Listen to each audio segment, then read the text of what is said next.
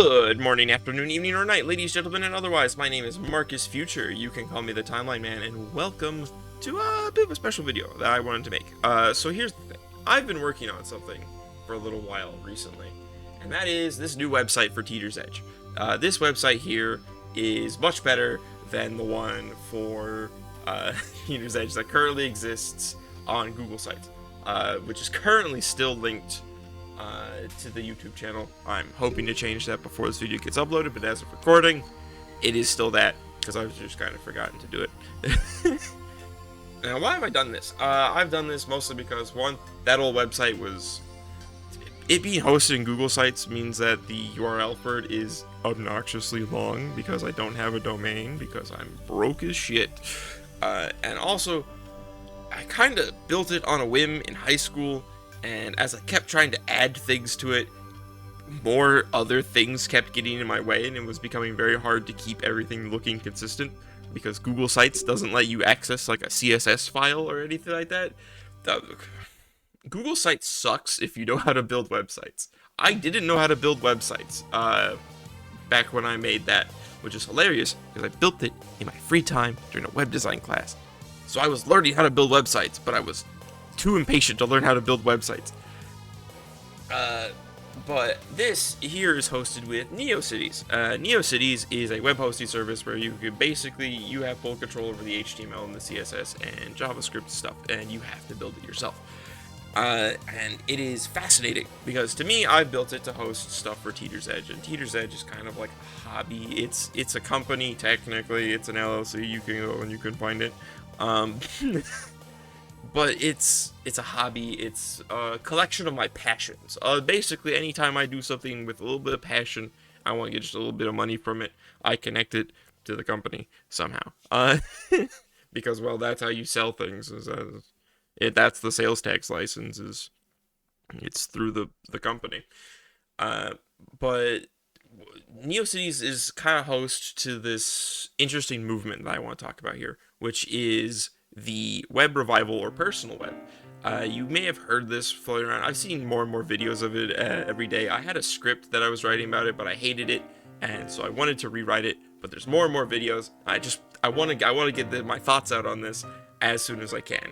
And so this is very different from what I normally do, which is I take my time, I put my thoughts onto paper, I rewrite it a few times, I go through the script, I ad-lib onto the script, and then I eventually edit it together into something coherent.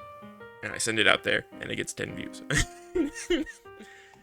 But, the reason I wanted to put my thoughts out on this is because I think the web revival has an interesting relationship with the dead internet theory. If you haven't heard of the dead internet theory, it is this theory here that states, let me look over my notes that are the script. The dead internet theory is that the idea that the internet doesn't actually show you other people anymore. That it's all bots created by companies for the purpose of resource extraction.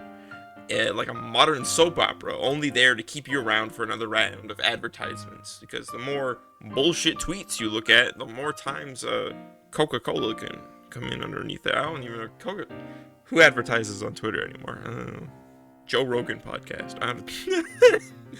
I don't know. No one good, I don't think, can advertise more things to you, which means that the people who work with Twitter get more money. That's the idea of the dead internet, is that it's just a bunch of big companies. There's no one real on the internet. It's a whole bunch of horse shit.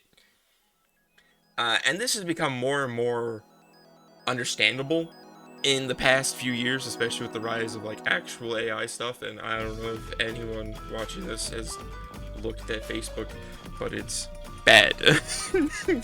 Facebook is in a spot with AI, and anything Meta's been doing has just been a bad decision after another bad decision. And it makes the internet feel smaller, especially because nowadays most people's internet activity is limited to like 3 to 7 sites, maybe. Like, I think before I made the conscious effort to branch out into more things on the internet, I think the main things I used Twitter, YouTube, shit, was that it?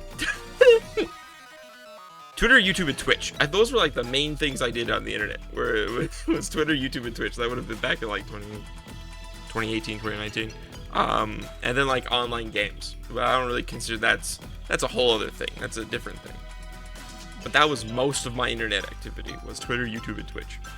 The thing that sparked me to start consciously branching out into the rest of the internet was Elon buying Twitter. I'm sure that comes as no surprise to anyone. But the world of social media relies on the principles that are causing us a lot of harm, instead of the interactions that normal people might have in real life. Social media creates a need that you need to get attention onto your content. And so you have to say bullshit. You have to say things that draw attention, and it's much easier to draw negative attention than positive attention. This is just kind of easy to say. If you ask someone to list 10 people that are evil in history, they'll probably be able to do that in 10 seconds. If you ask someone to list 10 people who are great and positive forces in history, it might take them 20 seconds, depending on who it is. Usually that's kind of how it goes, is that we kind of focus a lot more on negative energy stuff. Because social media started like that, the people who use social media eventually become desensitized to that sort of level of thing. It's kind of like if you stretch and you get something that's a little uncomfortable, and then you hold it there for like 30 seconds, it kind of becomes a little less uncomfortable. But then, so basically what users of social media then have to do is they have to stretch further to get more discomfort, to get more attention, to get the attention back onto them. And that has escalated since 2004. So that'd be over 20 years. But that's a lot of time. And it has escalated and escalated into what we now know as X, the platform formerly known as Twitter, because that's what everyone calls it. and they encourage this, is like, especially now where a lot of social media is monetized, where it's like especially like YouTube and TikTok have money there's money in there. So like, you need to get people to view your stuff so you can make money. And with TikTok, you need people to watch all the way through because it's algorithmic. But I'm getting off topic. And so this encourages behavior where you have to keep pushing the envelope, and this pushes people further and further away from reality. And it's constant stupid and extreme opinions about everything that makes people numb, and then you have to come up with something new. And because this is basically an attention economy, no attention means bankruptcy, and that's bad. And so like, people then have to narrow their own worldviews in order to make the content, because like, if you have a following that is following you because of how you view the ecosystem of ducks in a pond, but you also want to talk about ducks in rivers, this is a stupid example, your following's not there. They don't care. Which means, guess what? No attention, no money. So you have to simplify yourself down. You have to become a brand for the internet. I have, to some degree, refused to do this.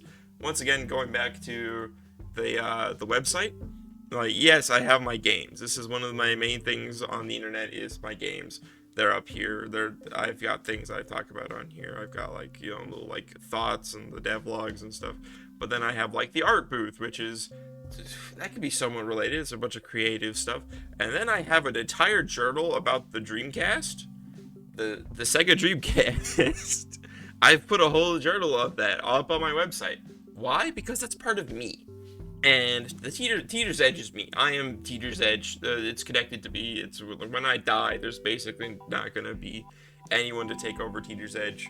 I don't know. I think legally my husband might be able to. I don't know. But the point of it is that with these sort of like big sites, you have to narrow yourself down and you seem less real. And so when other people view you, there's a chance that they won't think that you're real. And I know I'm a cartoon man on the internet, so it's like, how do I know if you're real, you weirdo? Which, like, yeah, I get it. I mean, I don't know what else to tell you there. But here's the thing. The internet wasn't built on giant companies like this. Technically, it was built on colleges, but more than that, it was built by the students. Individuals with a passion to learn about the technology and those things with those tools. In 1994, the building method of the internet became more available with GeoCities, which allowed everyday people to easily create and publish websites. A vast majority of these websites were very poorly built, hastily expressed forms of their webmasters. This is kind of what creates the look of what a lot of, like, if you talk to someone over the age of like 25, 25 or 30, you probably, I guess, yeah, probably would be someone over the age of 30 at this point. If you ask them what they think of like an old website looks like, they'll probably show you something that looks poorly functioning. Because a lot of people, like, we didn't know the technology all that well yet. And like, on the website melonking.net, I read some of the thoughts of that site's webmaster. His name is Daniel, which is where I also learned the term and meaning of the idea of web revival. He argued that websites, specifically personal websites, are art. The way a person chooses to lay out their websites tell you how they prioritize what they feel is important and to what degree. For example, how far to the right is the About Me section? For me, it is the third tab. I consider my biographical information less important than my video game stuff, but probably more important than the art booth. Is that you would need to know who I am to even give a shit about this, but you don't really need to know who I am to give a shit about this.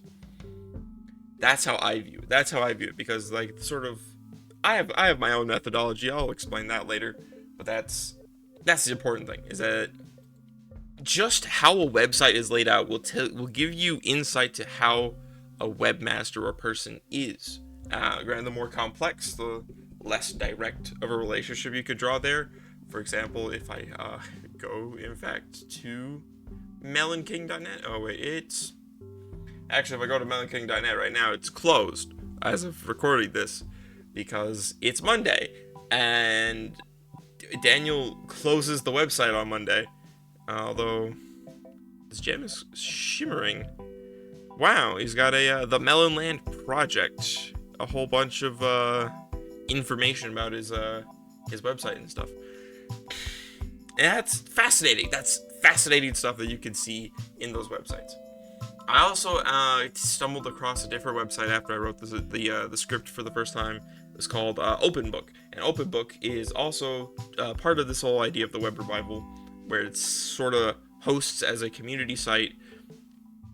I don't really understand OpenBook all that much, but the things that both Melon King and OpenBook assert in their sort of manifestos is that there is a lot of nostalgia about the idea of the web revival, but it's important that the web revival isn't just nostalgia. OpenBook emphasizes this in mobile accessibility and like alternate texts and a lot of more accessible features that old websites didn't have and didn't need. Melon King is less about that sort of technical side and more about the sort of self-expression side. But like, it's the aesthetics of the old web are nice, but it's not, we don't just need web 1.0. It's more of a rejection of web 3.0 and the current form of web 2.0. I call it web 3.0, I guess you just call it web 3, which is that crypto NFT shit. And the act of expressing yourself at the website is part of being the web revival. And by expressing yourself and as many facets of yourself, I believe that you create a sort of dichotomy that is against what the dead internet theory is, which is that no one's actually on the internet. The internet doesn't actually connect you to anything. It connects you to a load of bullshit. And it's fascinating. Like there's a bunch of websites I could show you guys here. Like, actually, if I just go back to my homepage here, I have down here the cool websites.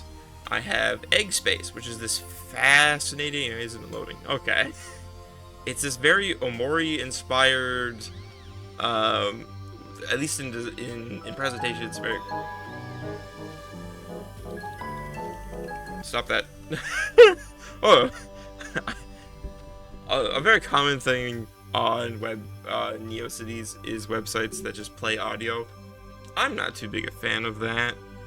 Granted, it's just me. I'm not too big a fan of the automatic, but like it's got this whole thing going on here. Let me see if I just go here. Like there's a whole map here with various. Yeah, like it uses Omori music all over the place. Its presentation is very Omori inspired. It's a whole setting that apparently this person daydreams about, and they've got a whole bunch of stuff with it. And then if I go back to my own page, there's the Way with webcomic. I'm not gonna go into that one because I don't want to spend too long on this. But that's a webcomic that has been going since 2003. I was born in 2003. It's hosted on NeoCities now, and it's kind of based on some Final Fantasy IV stuff. Laser Bunnies, that's a personal site. Velvet Blue's a personal site. Virtual Divas is very, you might be able to tell very quickly. Goodness, it is taking forever to load. Yeah, very, very Miku stuff. But it's also got shrines, and the shrines have stuff like, you know, Future Diaries entries in it, and it's just, I didn't know that sound happened. It's a very fascinating thing. Now, what am I trying to say here? Right, what I'm trying to say is diversify your attention. If you rely on a single source for anything in your life, you are begging for something to happen to it and to cripple you. Some of these reliances are out of your control, but if you only use the big social medias as your experience of the internet and as your sources of news, interactions, and expression of self, then when the world changes, as it always has and always will, you're going to be impacted the harshest. It's good to branch out, both online, on the web, and in person. I know most people who are chronically online are some form of agoraphobic or introverted, but please try to make new friends in the real world as well, because that's how you build community that can withstand the world as it changes. I don't know if I have my script at the end. I don't know if I'd call this a video essay or a rant. Given that I completely abandoned the script, more or less, this is definitely a rant. I think it's really neat, and I think it's very profound. Go out and build a website. Go out and make a video game. Go out and make some art. Express yourself. Make some art. Put it on a website that you also make. You might be terrified of of the of HTML stuff, but guess what? It's really not that hard. Like if I go in here, and if I go into here, I'm gonna show you guys my naked code. All right, careful. All right, HTML is very easy. it's a bunch of sandwiches. Where you have a container, you have the bread here, which is the HTML, and then inside of that you have like the head layer, where there's the head stuff, and you have basically everything is sandwiched in between two sections, and then you just continue out through those sections, and really you can look up like anything about HTML at this point, and there's someone who will tell you how to do it.